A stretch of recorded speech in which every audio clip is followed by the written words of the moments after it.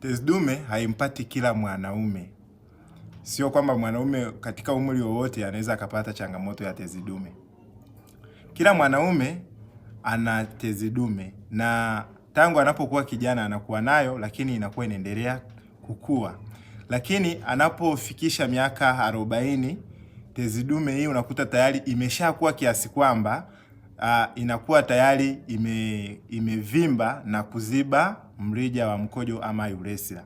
Kwa hiyo katika umri wa miaka 40, basi hapa ndo tunasema mwanaume anakuwa kwenye hatari kubwa zaidi ya kupata ugonjwa wa tezi dume.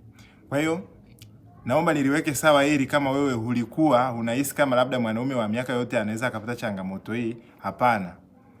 Inawapata sana wanaume wenye umri mkubwa kuanzia miaka 40 na kuendelea. Na kama una ndugu yako ama wewe mwenyewe una changamoto ya tezi dume, kipekee nimekuwa nikiwasaidia wanaume wengi sana kutibu na kutatua changamoto hii. Chukua namba yangu kwenye bio, nitafute kwa ushauri na msaada zaidi.